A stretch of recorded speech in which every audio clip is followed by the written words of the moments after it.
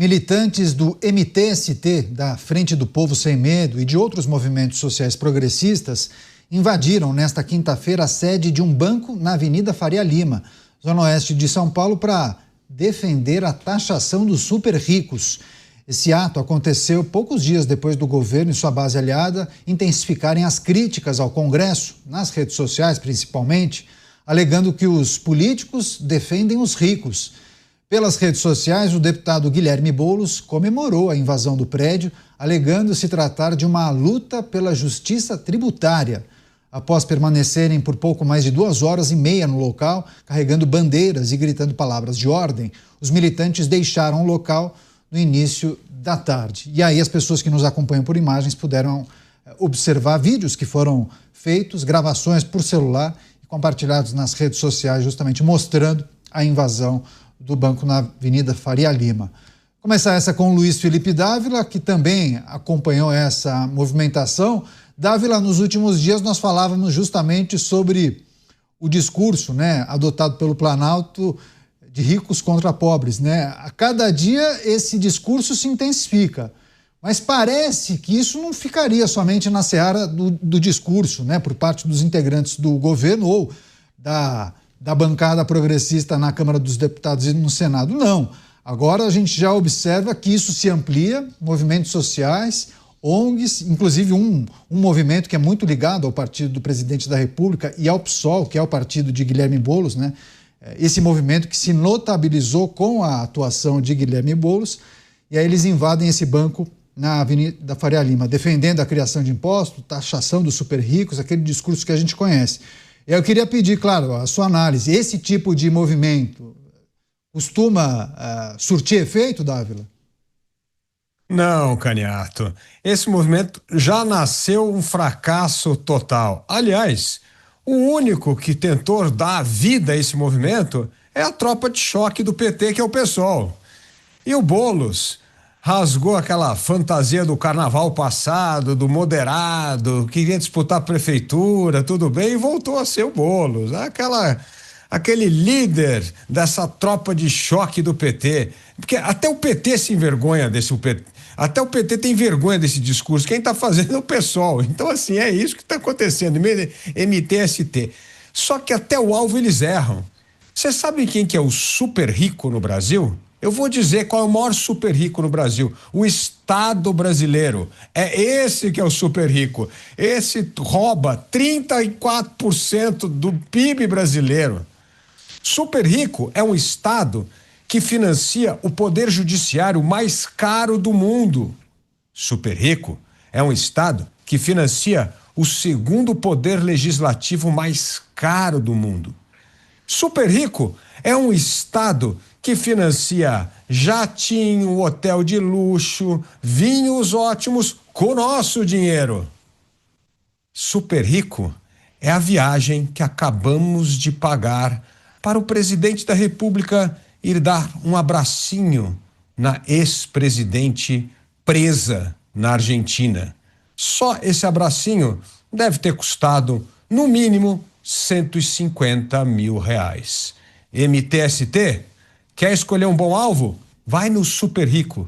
Invada Brasília e o Palácio do Planalto, o Judiciário e o Congresso Nacional. Lá que estão os maiores gastadores do dinheiro público brasileiro. A gente tem as imagens, gostaria de compartilhar com a nossa audiência. Várias imagens foram feitas do momento da invasão. Um grupo de militantes, eles sobem as escadarias do banco, muitos segurando faixas, cartazes, alguns inclusive com capuzes, pessoas sem identificar o rosto, algumas pessoas por conta do frio, mas talvez possivelmente algumas não gostariam de ser identificadas por essas gravações. E aí o coordenador do MTST, Felipe Vono, disse para os veículos que conseguiram fazer essa cobertura que cerca de 300 pessoas fizeram a manifestação. E aí a Polícia Militar também, foi questionada. Só que a PM disse que o grupo tinha aproximadamente 50 pessoas. Então, há uma diferença entre a avaliação dos militantes e também da Polícia Militar em relação ao número de manifestantes. Enfim, eles carregaram várias faixas, pedindo que taxação dos super ricos aconteça de forma imediata, chega de mamata, taxação dos super ricos, a adoção desse discurso que a gente acompanha, esses militantes invadindo um banco na Avenida Faria Lima, que é considerado o berço financeiro de São Paulo e também do Brasil. Muitas instituições financeiras, várias corretoras, também empresas de tecnologia ali na região. E a região da Faria Lima se tornou muito conhecida justamente por aglutinar boa parte do PIB brasileiro. Henrique Kriegner também queria pedir sua análise e reflexão acerca da adoção desse discurso por parte do governo, a ampliação disso no Congresso Nacional, base governista também tentando anabolizar essa tese, essa narrativa, e é uma ampliação que agora invade também os movimentos sociais, que tradicionalmente apoiam, né, as iniciativas do governo. Mas agora, esse ato na Avenida Faria Lima, a invasão de um banco, cobrando a taxação dos super ricos, Kriegner.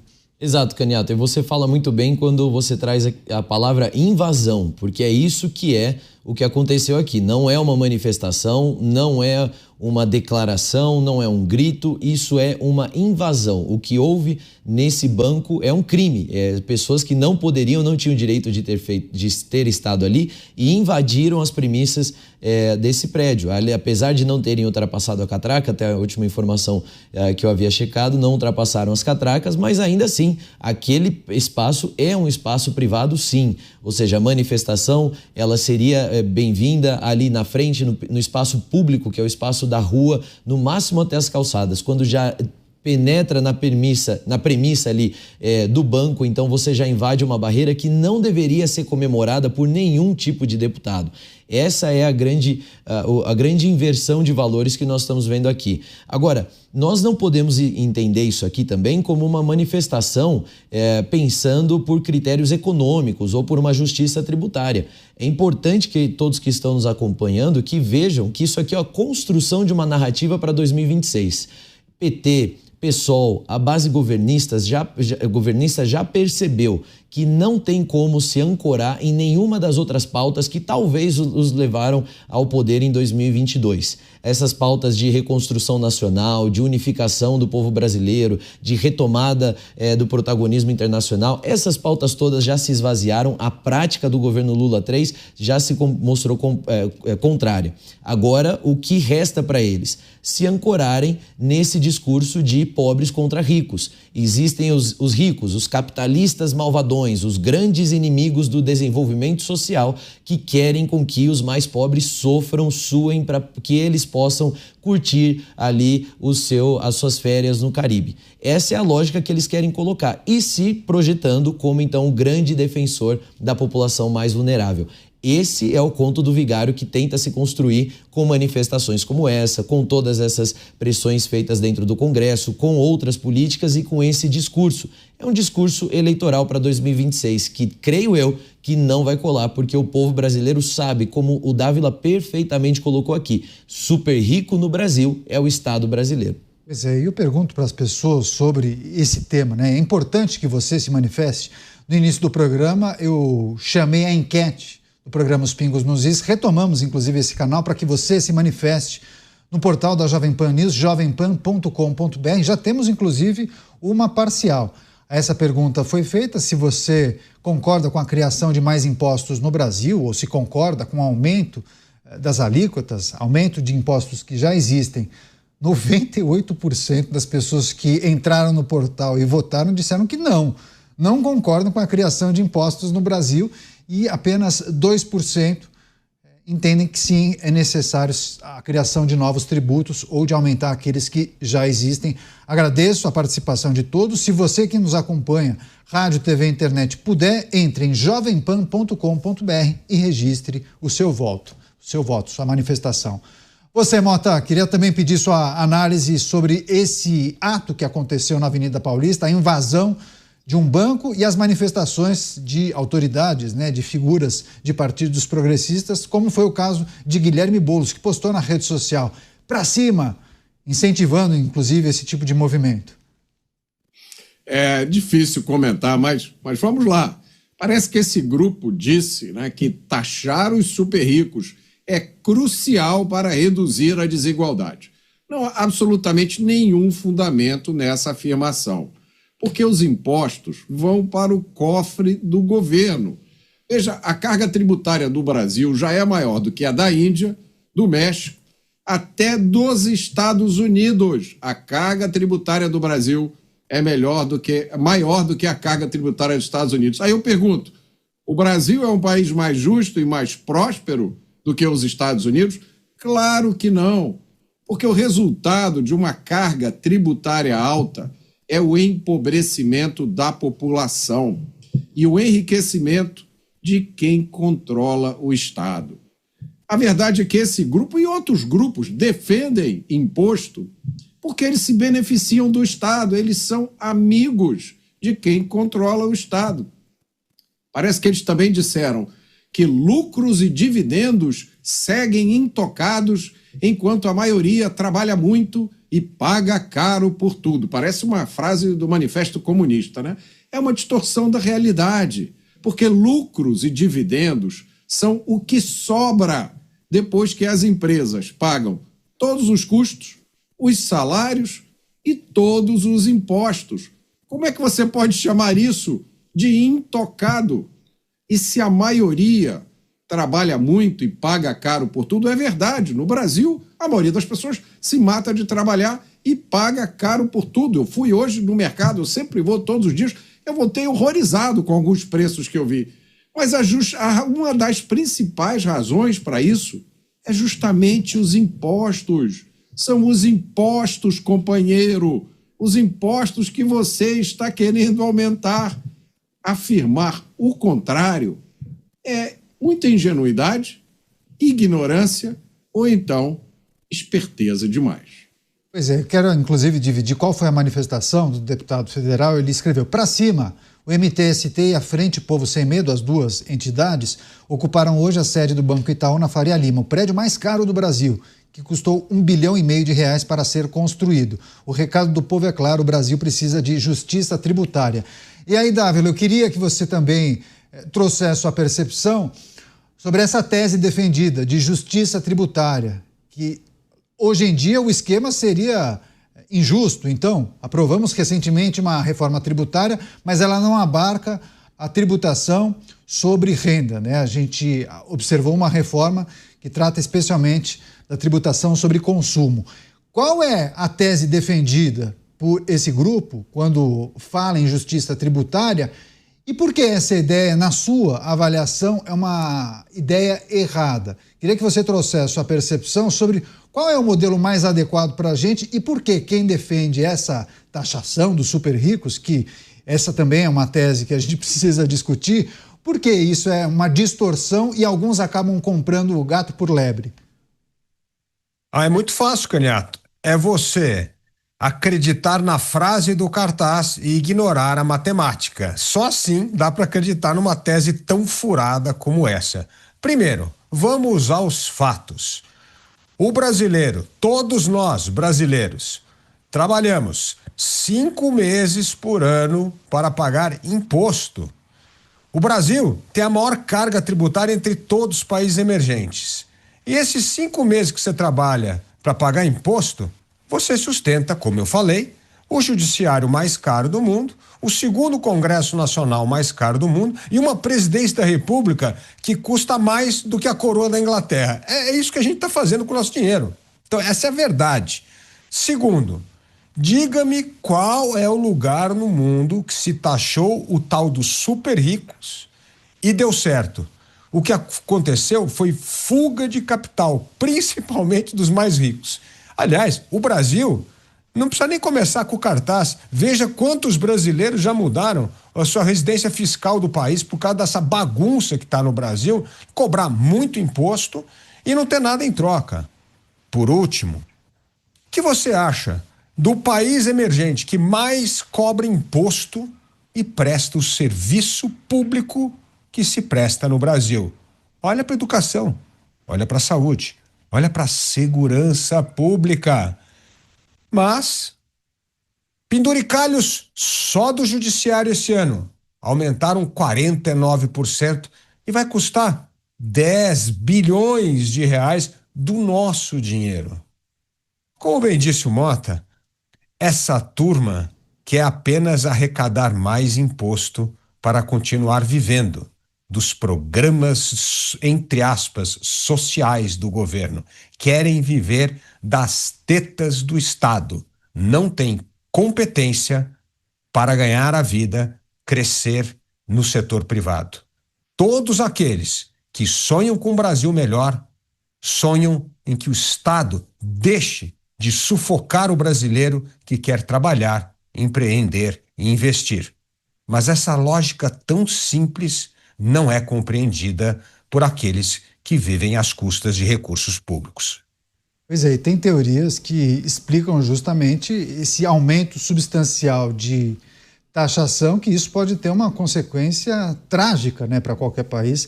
O Dávila traz um ponto importante, muitas empresas, inclusive, avaliando a saída, a mudança de domicílio fiscal, e é preciso também considerar o advento das pessoas que burlam o sistema tributário, né? Evasão fiscal também é uma consequência de um processo como esse. Então, taxar, criar novos impostos, morder daqui e dali, pode aparecer uma saída para o atual governo, mas também, do outro lado, há maneiras e possibilidades de você tentar burlar isso, né? E aí é uma eterna briga de gato e rato, né, Kriegner? Exato, Caniato. Aqui acho que a gente precisa retomar a análise como um todo, né? O grande erro do governo, muitas vezes, quando traz essas defesas de políticas como essa, a taxação dos super ricos, é olhar com visão de túnel. E olham para o Brasil como, olha, se fizer esse pequeno ajuste, não vai haver fuga de capital. Então, peraí, vamos analisar o cenário. O Brasil já é um país com altíssima insegurança jurídica. Qualquer empresário ou qualquer investidor, quando vai considerar fazer negócios com o Brasil, considera esse risco da insegurança jurídica. Somos um país também que não temos bons índices de segurança pública. Quem está aqui não está satisfeito e quem está fora não quer nem vir porque tem medo de ser assaltado, tem medo de ser morto, de sofrer algum tipo de perda do seu próprio patrimônio, ou mesmo trazer sua família. Você não ouve americanos, europeus falando quero mudar para o Brasil porque é um lugar paraíso ali para viver. É o contrário, né?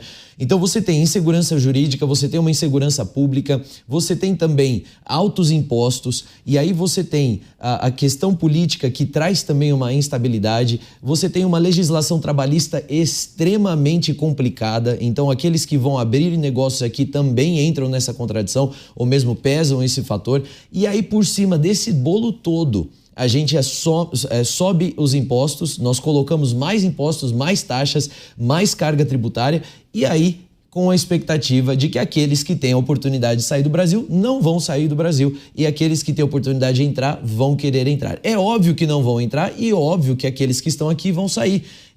Não é nem uma questão muito complicada, não é filosófica, não tem a ver com patriotismo nem nada, as pessoas estão fazendo as contas. Só no ano de 2025 aqui a expectativa é que 1.200 milionários, nós não estamos falando de bilionários, 1.200 milionários deixem o Brasil.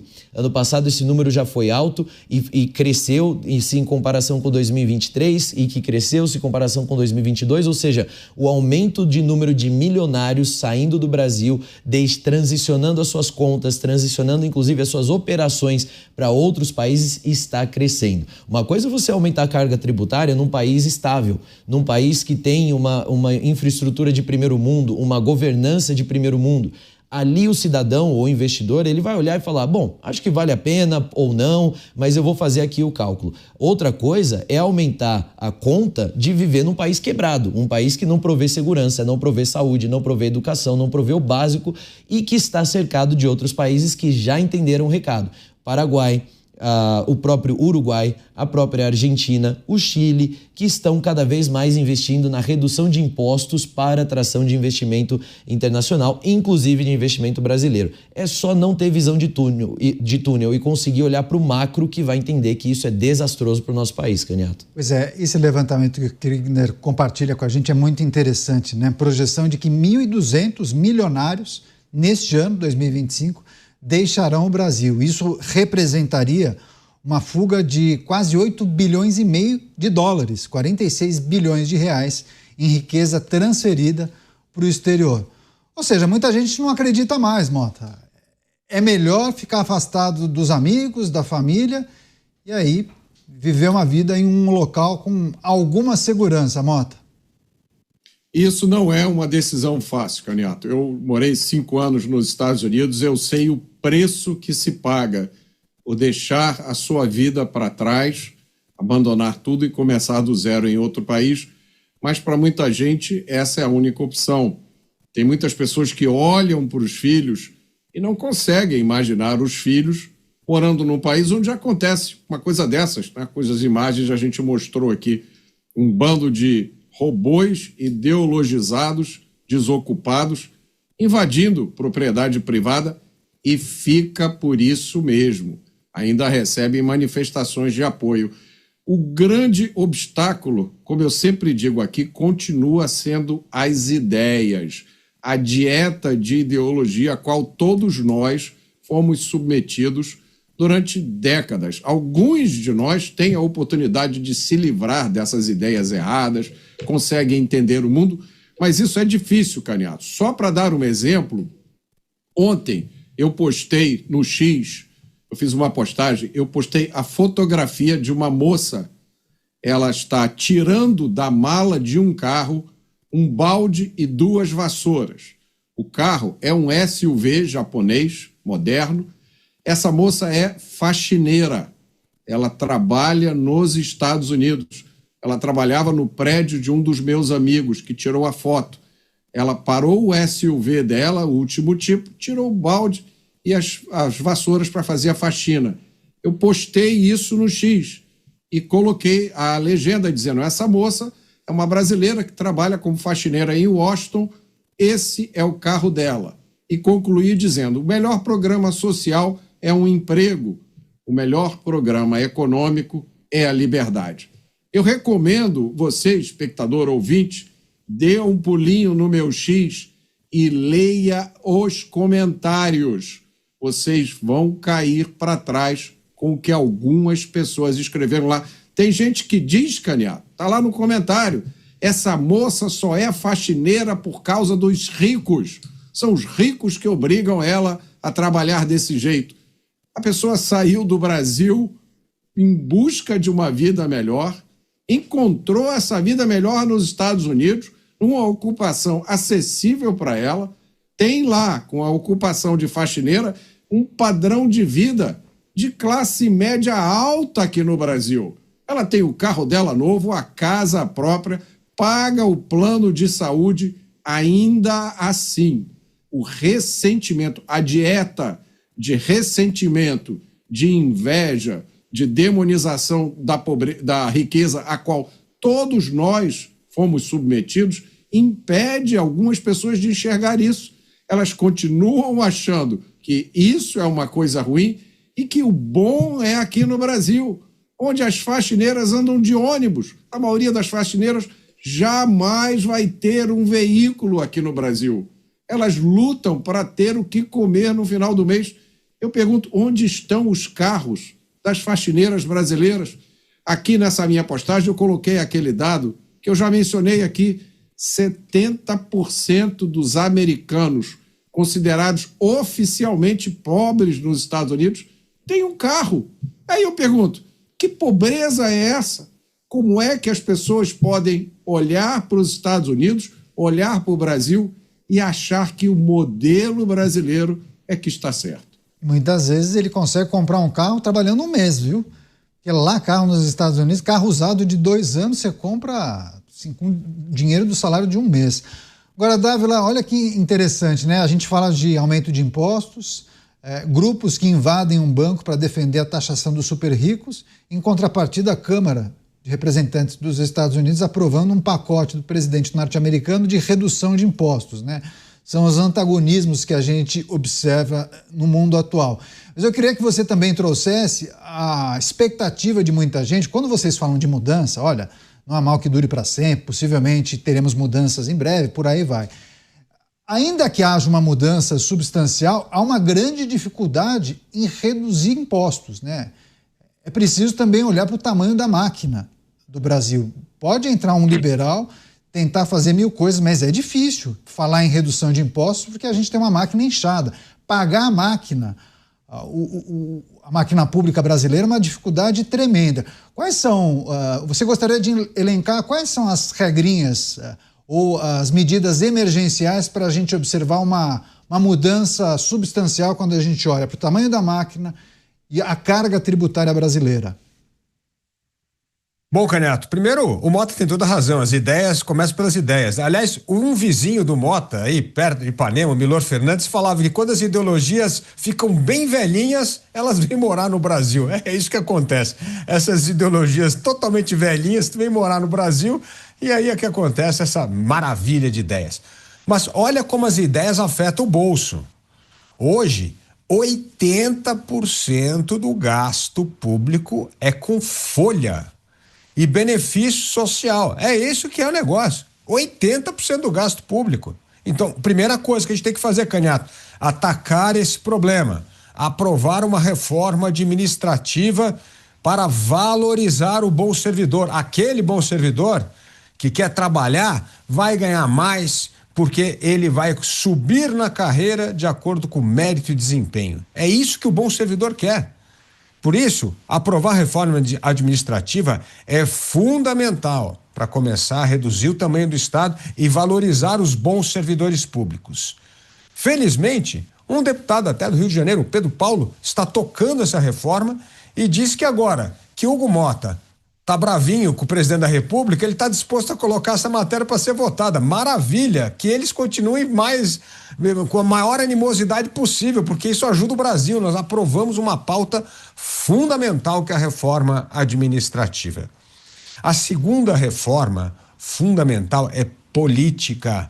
Nós temos de aprovar o voto distrital, porque senão, Canhato, só vai se eleger quem tem acesso a esses 56 bilhões de reais em emenda parlamentar. O que é essa emenda parlamentar? É impossível vencer uma eleição contra alguém que tem aí 200 milhões de emenda por ano. Não tem como. Essa pessoa vai distribuir dinheiro de um jeito que você vai continuar criando verdadeiros feudos políticos.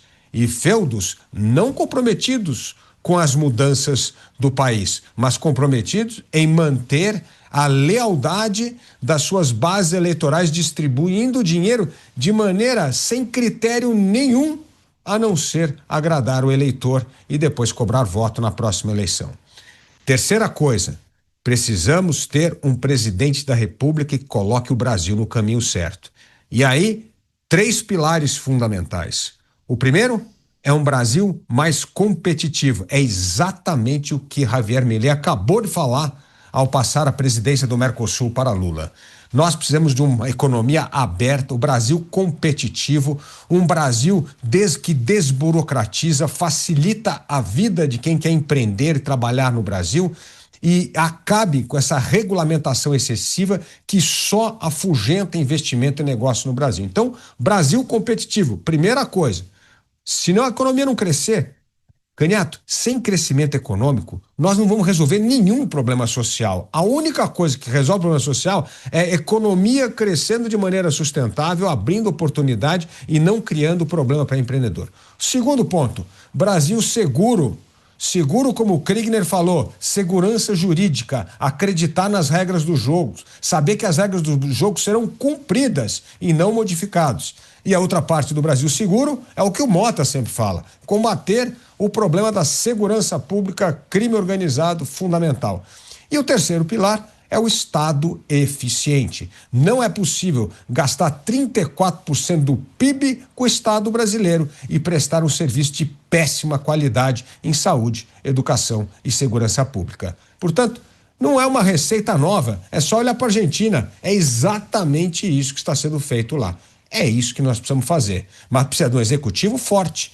Precisa ter um Congresso que volte para os interesses da nação e não para questões paroquiais. E nós precisamos ter a valorização do bom servidor público.